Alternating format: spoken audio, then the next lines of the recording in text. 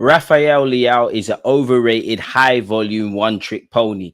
That at times seems to be the consensus around the talented Portugal and AC Milan left winger, amongst other positions. But that does not mean he's not a player who could thrive in the Premier League. That doesn't mean he's not a player that couldn't elevate a football club in the Premier League with the means to sign him.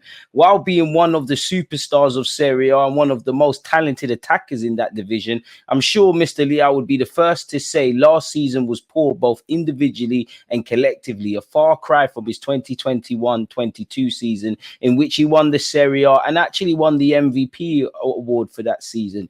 2022-23 was nothing special to shout about, people, but within that season for AC Milan, he did play a key role, in particular in their Champions League run, people. If my memory serves me correct, in the semi-finals he played out of his skin of that season. Again, people, where you look at this season in comparison to the previous couple years, it's been a bit of a downer for both AC Milan and Rafael Leao. Now, some of that has been to shifting tactics at AC Milan, obviously the player in Leao himself, and obviously where you look at Chukwueze and Pulisic in particular, who at times has been the star performer where the wingers at AC Milan are concerned. I mean, he's a very good player. I think he's got the physical capabilities to thrive in the frame, to open up oppositions on the transition. He's a player that fullbacks wouldn't want to play against. He's capable of healthy randomness and things that will get players and fans alike off their seats. He's a superstar. He's got a lot of likables, people. But, take away the fact that he is a very good footballer, obviously. Is that the reason to shell out the potential price tag? I don't know.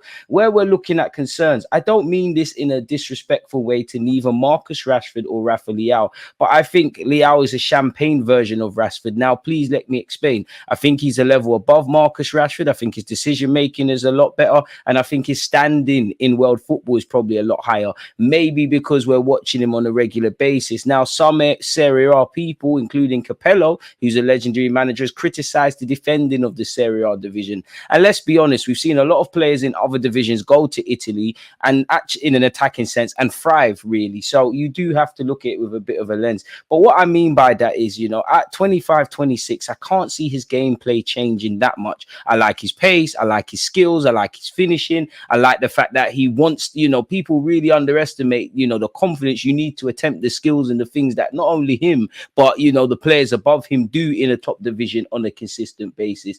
But where you look at decisive actions across 90 minutes, of course, he's capable of doing some unexplainable things. But where you look at decisive moments across 90 minutes, I don't think he's that good at that. I think he's incredibly frustrating. I think he's shown many times he can be decisive in the final third, but also extremely indecisive. And I must admit, considering the clubs he's played for, his standing in the national team, I did expect his overall footballing IQ to be that of a higher standard, kind of playing in from the point I've just said. He plays on instinct too much. For me, the best footballers do that. There's not a method to the madness, I believe, where you consider his randomness.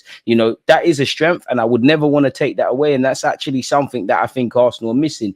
But in a highly structured system, would he thrive like that? Would he deliver the goods across 38 games? Can you be random over 38 games, or do you need to be cool, calm, and collected? Where you look at the previous season that's just gone, one thing I will give Leao is he's got a great reaction to adversity. We'll get onto a bit of that towards the end, but he's been publicly criticized several times by fans and pundits and everyone who's just been watching him, really, and he's risen above that. I think when you look at his period from September to February of this year, he went 16 or 17 game weeks, so really from September to February without scoring in the league, before obviously ending that duck in a draw against Atalanta. And he did find form from that point and did end the season relatively strongly and somewhat find his swagger back. But again, when you look at Leao, when you see some of the things I've said, does this necessarily provide value for money? He's a great player, make no mistake about it. But, there's a lot more that goes beyond this than just being that. Again, in the man's defense, he still managed 15 goals, 9 in the league, 10 assists, people. He did get 14 in all comps, which is a respectful return. And I do think in the Mikel Arteta system, collectively, there'll be a lot more chances for him to take advantage of. He'll be playing with in a better attacking system, and I think Arteta could get a tune out of him. But at 25, 26, how much is your game going to develop? You know, again, you could point towards Kai Havertz and several players that have needed a bit of love, and say, and you know, and kind of point that kind of shoot that point down, I guess I'm alluding to. But I think there's a lot more to consider just beyond him being a very good player. You know, is his goal return, it's good, but is it great? Does it justify the release clause or the fee you'd probably have to spend for a player that a lot of football fans or Arsenal fans say would be a great option on the left-hand side for Arsenal, which I don't disagree. And I'm not critiquing anyone, but I have to beg the question, are you watching Leao on a consistent basis? Because again, he's a great player. He's got fantastic skills. He's got a lot of skills within his Arsenal that could be signed and harnessed at Arsenal. And I would definitely not complain if we signed Leao. But is it value for money? Does it make sense? Is he really that curtain raiser we believe he could be, or some at least people? At a point, he had 3 goals from 19 appearances. Now, players go through form and form fluctuates. We've got a lot of those at our football club, but does it make sense to add another? You know, I mean, he's got a decent record. I mean, I think he's made 164 appearances in Italy in total with 47 goals and 38 assists. There's definitely something to work with. Apologies, people. That was in the league. In total, he's played 210 times for AC Milan with 58 goals and 50 assists, which is a very good, handsome return. And again, I would not say no to signing Leao. I think he's got the athleticism to play in a counter-pressing / high-pressing environmental system that Mikel Arteta demands, and he could be an outlet both on the transition and as we look to stretch opposition defenses. People, from a personal point of view, he seems very down to earth, really humble, and you know, has a really big willingness to learn, which are fundamentals if you want to achieve anything in football. Again, going back to his showmanness, people, he's got that positive arrogance to attempt the unthinkable, which can get you out of problems a number of times. He's got dazzling trickery. He's a 1v1 demon. He's capable of, you know, winning a game on his own via his sheer ability. People, in conclusion, I do think Leao is a great player. I do think it would be a statement signing for Arsenal, considering the potential outlet that he would give us on that left-hand side. But he's contracted until 2028. He has a release clause of 175 million. Now, you'd imagine AC Milan would be open to negotiations, but let's just assume it's 70 upwards.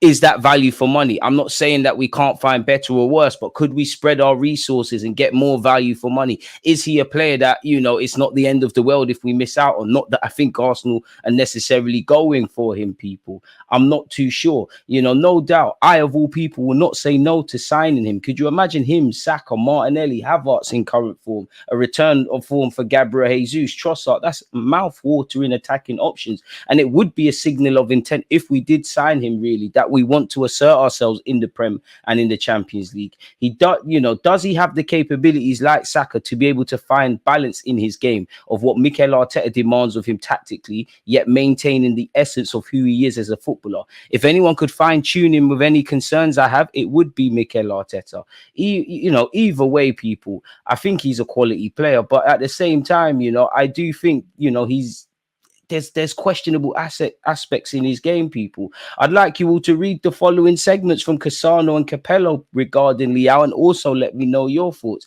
One final point I will leave you guys with is ultimately, I think he's a very good player, but what separates the good from the great? It's doing the simple things well and consistently and having that reliability. And I think when you look beyond his skill, no doubt he'd be a great option. You could argue, give or take, depending on how you feel. Some might feel he's an upgrade on Trossard and Martinelli, which I don't disagree or necessarily agree with. But considering the cost and the demands of where Arsenal are going, you know, does it make sense? Can he affect the game if the game is congested and not much space in the way Saka can? Can you bet on his randomness over a 38-game period? He might win you 5 games by himself, which you could argue would have won us the Premier League trophy recently. But I don't know, people. Who knows? But that's my thoughts, you know. Appreciative to you lot for listening to my thoughts without this video. But the most important thing is, people, I want to hear you lot's thoughts. Let me know your thoughts on Rafael Leao. Would you, you know, break the bank to sign him? Do you think he's overrated? Do you feel he's someone Arsenal should, you know, sign or stay well clear of?